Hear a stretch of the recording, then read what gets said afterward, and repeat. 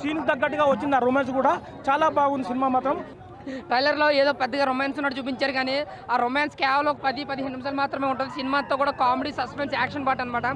ఇంకా అనుపమ యాక్టింగ్ అయితే next level అనమాట. స్పై ఆ క్యారెక్టర్ కానీ ఆవిడ పేల్చే గన్ల బుల్లెట్లు కానీ అంతా కూడా సూపర్. ఇంకా ఆవిడ చేసిన గ్లామరస్గా అయితే ఇంకా ఫ్యాన్స్, డీసెంట్ ఫ్యాన్స్ ఏదైతే ఉన్నారో అది సినిమా చూస్తే కొంచెం కుళ్ళుకోవచ్చు, అంత గ్లామరస్ ఉంది సినిమాలో. ఇంకా లిప్ లాక్ సీన్స్లో కూడా చాలా దారుణంగానే ఉందని చెప్పాలి. ఇంకా సిద్ధు రైటింగ్, స్క్రీన్ ప్లే కూడా చాలా అంటే చాలా బాగుందండి.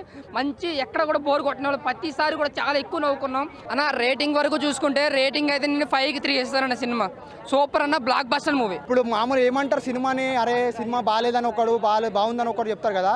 ఈ సినిమాని ప్రతి ప్రేక్షకుడు బ్లాక్ బస్టర్ హిట్ అని చెప్తాడు. దీని తప్ప వేరే ఆప్షన్ చెప్పలేడు.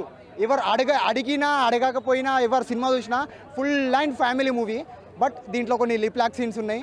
అట్లా కొంచెం ఫ్రస్ట్రేషన్ కూడా వస్తుంది. ఎందుకంటే అరే ఏమన్నా లిప్ లాక్ ఇస్తున్నా, మనం సింగిల్గానే బతుకుతున్నాం, ఇంకేం రోజులు బతుకుతాం రా సింగిల్గా అనిపిస్తుంది. అట్లుంది. ప్రతి అమ్మాయి చేస్తుంది అబ్బాయిని మోసం. ఈ సినిమా చూసినాక అమ్మాయిలపై వస్తుంది ద్వేషం. నాకు మాటలు వస్తలేవు. ఎందుకంటే ఇంత బ్లాక్ బస్టర్ సినిమా 2024లో ఇంకోటి వస్తుందా రాదా అన్న ఫీలింగ్ కలుగుతుంది నాకైతే. ఆ లిప్ లాక్ సీన్స్ అయితే ఇంకా చెప్పొద్దు. ప్రతి ఒక్కరికి తడిచిపోతుంది అంతే సినిమా చూస్తూ ఉంటే. మనం ఇంటికి ఊరికి వెళ్తే వేస్తాం లాకు.